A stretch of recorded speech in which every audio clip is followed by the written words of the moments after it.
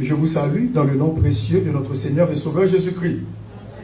Maintenant, nous allons débuter notre message pour aujourd'hui, le 5 septembre 2021, sur la croissance spirituelle ou une vie chrétienne pratique. Alors, je tiens aussi à saluer tous nos internautes, les gens qui nous assistent présentement sur les réseaux sociaux.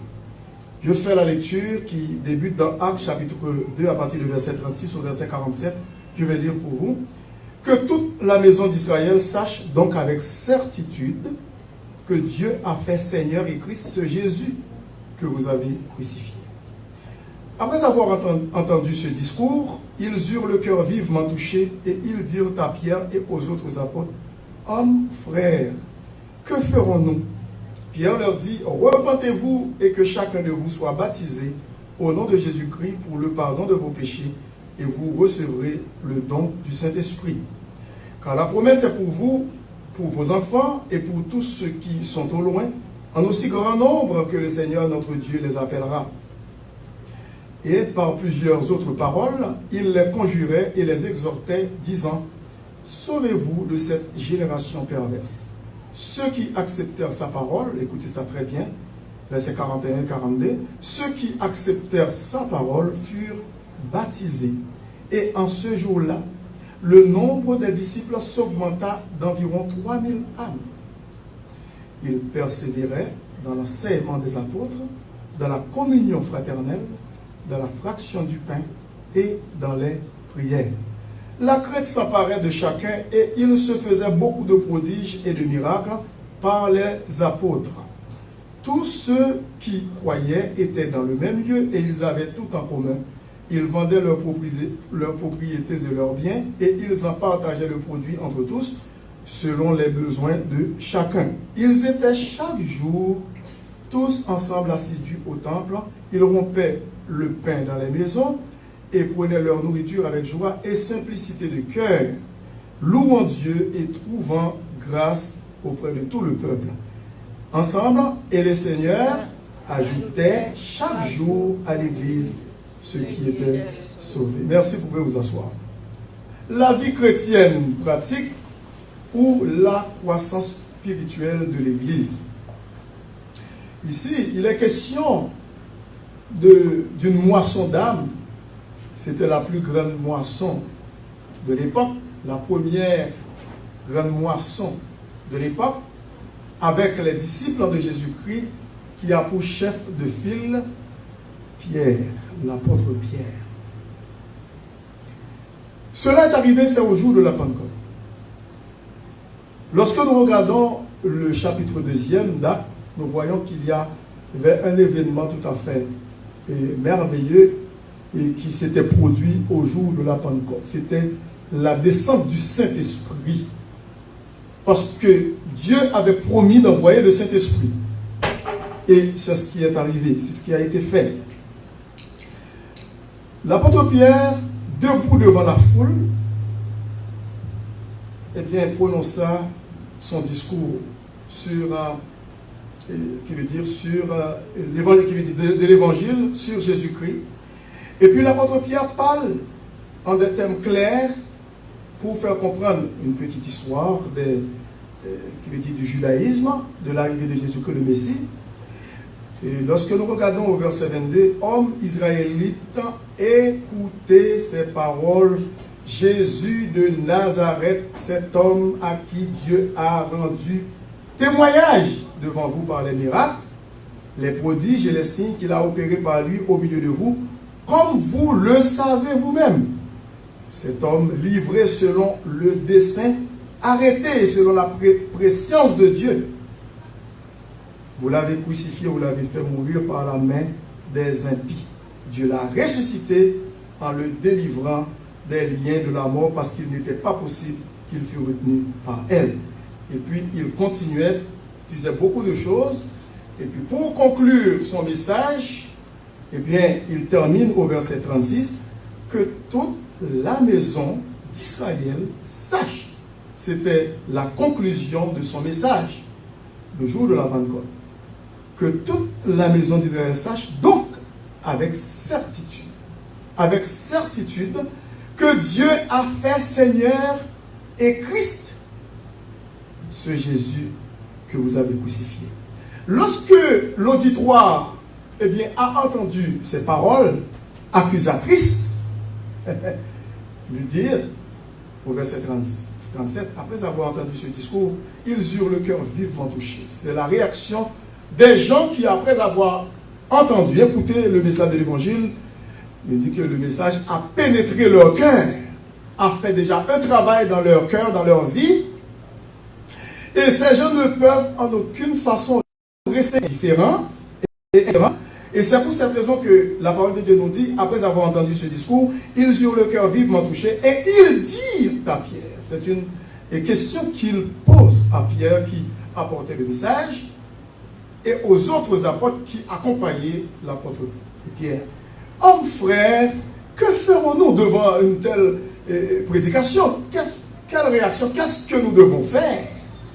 Après avoir écouté ce beau discours sur Jésus-Christ, l'évangile, la bonne nouvelle, que ferons-nous? À savoir que Jésus-Christ est venu mourir pour nous sauver du péché. Pierre leur dit, repentez-vous. C'est ça, repentez-vous. Et que chacun de vous, c'est la deuxième chose à faire, soit baptisé au nom de Jésus-Christ pour le pardon de vos péchés et vous recevrez le don du Saint-Esprit. Alors à l'époque c'était comme ça. Ça veut dire qu'après avoir accepté Jésus comme leur sauveur personnel, eh bien ils se font baptiser et jusqu'à maintenant c'est comme ça. Ils vont recevoir le don du Saint-Esprit. Et aussi, il y a plusieurs discours que Pierre a prononcés aussi en marge, qui veut dire en réaction à cette question posée par l'auditoire, par les auditeurs présents. Et le verset 42 dit, ceux qui acceptèrent sa parole, les gens qui vraiment ont accepté la parole de Dieu par la bouche de son serviteur, l'apôtre Pierre, accompagné des autres disciples, n'étaient pas indifférents. Leur réaction n'était, comment et face à cette prédication, c'est pour cette raison que le verset 41 dit, ceux qui acceptèrent sa parole furent baptisés. Est-ce que vous êtes là? Furent baptisés. C'est le premier pas d'obéissance. Furent baptisés. C'est la première réaction de tous ceux et celles qui reçoivent par la foi Jésus-Christ dans leur cœur comme leur sauveur personnel. La première chose à faire après la réception du salut, c'est le baptême. C'est le baptême. Ceux qui acceptèrent sa parole furent baptisés. Et s'il y a des gens qui, après avoir accepté Jésus-Christ dans leur cœur comme leur sauveur personnel, ils ont passé pas mal de temps, des mois, des années, sans se faire baptiser, à ce moment-là, c'est le temps. Ce n'est plus question de se poser des questions. Est-ce que je dois me faire baptiser? Oui, c'est le temps. Au contraire, cela devrait se faire depuis longtemps. Ceux qui acceptèrent sa parole furent baptisés. Et nous voyons une croissance numérique qui se dégage dans l'obéissance de la parole de Dieu. Parce que ici, il est dit au verset 41, ceux qui acceptèrent sa parole furent baptisés. Et en ce jour-là, le nombre des disciples s'augmenta d'environ combien de personnes? 3000 âmes. 3000 personnes. L'obéissance à la parole de Dieu. Après, et aussi la sens spirituel, l'enseignement de la parole de Dieu. Au verset 42, nous voyons aussi des points tellement importants pour faire grandir l'église primitive à tous les points de vue, à tous les niveaux, dans tous ses aspects. Tout d'abord, le verset 42, on va voir, on va puiser les éléments qui aident l'église primitive à grandir et nous devons continuer aussi à faire de même, à imiter l'église primitive 2000 ans de cela. Il persévérait, c'est le verset 42. Le mot persévérance, ça veut dire beaucoup. Et vous comprenez bien qu'est-ce que ça veut dire persévérer. Persévérer. Il persévérait dans l'enseignement des apôtres. La persévérance dans la parole de la parole de Dieu. Après la réception du salut en Jésus-Christ, c'est le baptême. Après le baptême, c'est la persévérance dans la parole de Dieu. La persévérance dans la parole de Dieu. Il y a aussi une autre persévérance. C'est là, dans la communion fraternelle. la persévérance dans la parole, et puis dans la communion fraternelle, ensuite dans la fraction du pain. Qu'est-ce que ça veut dire fraction du pain? La Sainte Seine, hein, que nous venons de prendre, et dans la fraction du pain, et aussi dans les prières. Combien d'éléments que nous voyons ici? Nous voyons la parole, l'enseignement de la parole, la communion fraternelle fait 2, la Sainte Seine fait 3, et aussi les prières. Il veut dire 4 éléments vraiment importants, c'est 4 composants importants pour faire fructifier l'église primitive et notre église d'aujourd'hui. Sans ces éléments, il est impossible, mes bien-aimés, pour que l'église soit capable de croître spirituellement et aussi numériquement. Il est impossible pour capable de gagner un impact social. Vous comprenez ça, ça veut dire impact social. Qui veut dire pour capable de gagner une présence sociale, pour capable de gagner un témoignage devant le monde dans lequel nous vivons. Il persévérait dans l'enseignement des apôtres. La persévérance dans la parole de Dieu, ça nous aide à croître spirituellement dans la connaissance de la parole de Dieu et ça nous amène à connaître notre Seigneur Jésus-Christ qui s'est donné lui-même pour nous comme une offrande et un sacrifice de bonne honneur. Est-ce que quelqu'un peut dire Amen? Sans la persévérance, je ne dis pas juste pour un temps, pour quelques lorsque ça nous tente, mais c'est la persévérance, c'est la ténacité, c'est la consécration à la parole de Dieu. C'est un abandon total et complet à la parole de Dieu. Lorsque nous choisissons vraiment de suivre le Seigneur, nous n'avons pas le choix, nous n'avons pas notre droit à nous-mêmes parce que nous n'avons pas de droit pour nous-mêmes. Nous n'avons pas de volonté. Nous appliquons la volonté de notre Père Céleste. Est-ce que vous êtes là? Ici, il dit, il persévérait dans l'enseignement des apôtres, qui veut dire de la parole de Dieu, dans l'enseignement des apôtres. Lorsque ces gens ont reçu la parole de Dieu, ils ont reçu avec joie, et puis ils disent, mais écoute, je comprends bien maintenant ce que l'apôtre Pierre nous a dit. Maintenant, eh bien, je vais persévérer. Je vais demeurer attaché à Jésus-Christ lui-même, qui est le vrai cep. Moi, je suis le sarment, c'est-à-dire les branches. Nous sommes des branches. Jésus-Christ est le vrai cep. Et lorsque nous regardons dans Jean chapitre 15, à partir du verset 1er, nous allons voir ça dans Jean 15, à partir du verset 1er. Jésus-Christ dit, au verset 1er, « Je suis le vrai cep, et mon Père est le vigneron. Tout sarment qui est en moi et qui ne porte pas de fruits, il le retranche. Il n'y a pas de fruits, eh bien, il y a un retranchement parce qu'on occupe une place de façon inutile. Tout sarment qui est en moi et qui ne porte pas de fruits, il le retranche. Sarment, c'est vous et moi, les branches qui sont attachées à Jésus-Christ, le cep, le vrai. Et tout sarment qui porte du fruit, il l'émonde. Vous savez bien que ça veut dire l'émondage. Émondage, il y a des camions qui passent pour émonder les branches, pour enlever les branches mortes, afin qu'ils puissent porter, et qui veut dire que l'arbre puisse porter du fruit. Il dit, tout sarment qui est en moi et qui ne porte pas de fruit, il le retranche. Il dit, et tout sarment qui porte du fruit, il l'émonde afin qu'il porte encore plus de fruits.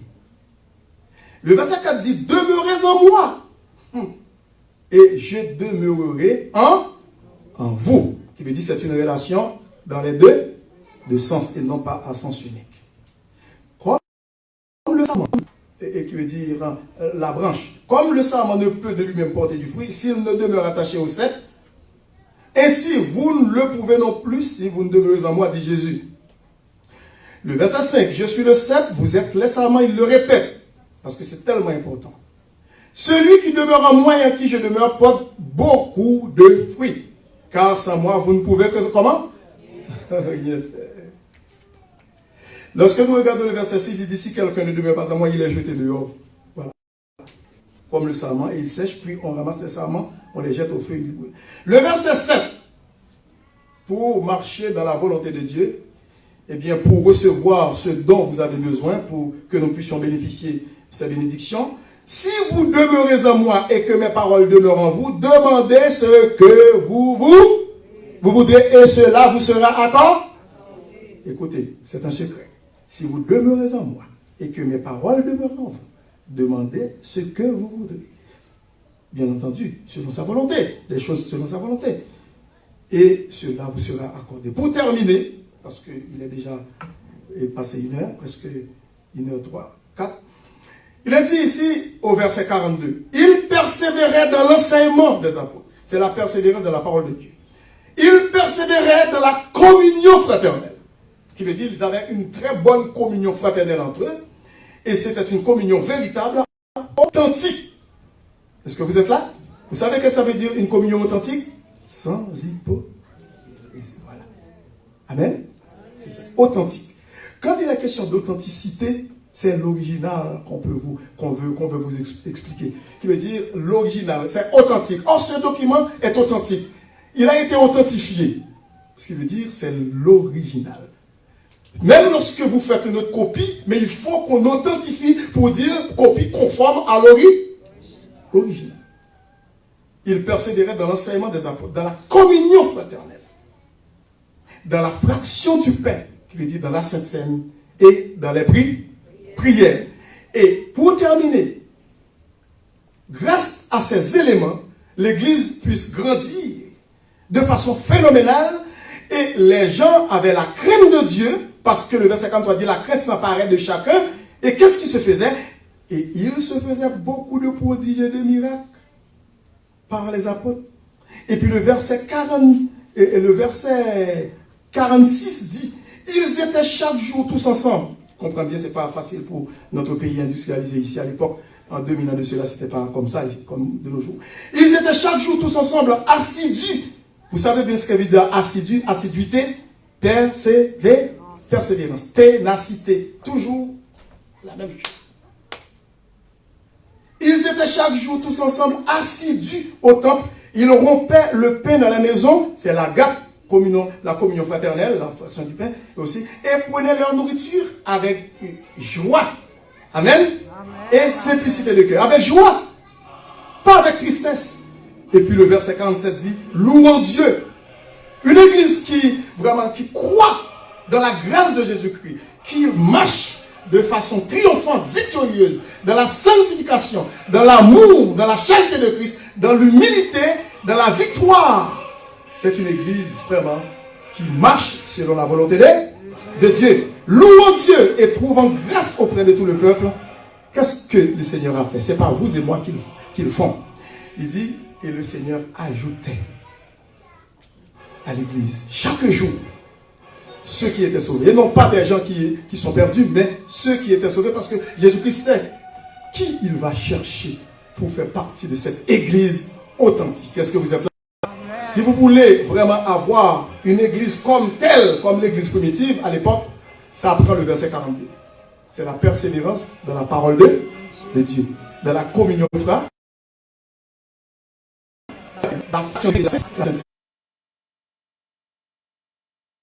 et dans les prix, que le Seigneur vous bénisse. Amen. Oui, pour moi sur la croix, pour payer la dette de mes péchés par ton sang, et puis pour me laver, pour me donner la vie éternelle. Maintenant, Seigneur Jésus, je te reçois comme mon sauveur, Seigneur personnel. Entre dans ma vie, dans mon cœur. Fais de moi ton enfant par ton Saint-Esprit pour l'éternité. Et sachez que si vous avez fait cette prière d'une manière sincère, vous avez la vie éternelle. Vous êtes devenu enfant de Dieu aujourd'hui. Père Saint, nous te remercions pour ce moment passé dans ta sainte présence. Merci pour le temps de louange. Merci pour les offrandes qui ont été recueillies pour l'épanouissement de ton œuvre. Merci aussi pour la Sainte Seine. Nous avons pu participer avec nos frères et sœurs. Nous te prions, Père Saint, de nous aider à faire ta volonté jour après jour. Aussi les nouveaux membres, Père Saint, ajoutés à cette assemblée, les nouveaux baptisés, fait qu'ils puissent croître, ô Père Saint, dans leur vie spirituelle pour ta gloire. Afin que lorsque nous serons avec toi dans la roue, eh bien nous serons, Père Saint, dans la joie pour l'éternité. Nous te prions ainsi, avec le pardon de nos péchés, dans le nom précieux de ton Fils Jésus, qui vit et qui règne au siècle des siècles. Que l'Assemblée de Dieu dise Amen. C'était votre serviteur, Pasteur Jean-Level Jeune, qui vous dit au revoir et à la prochaine. Merci.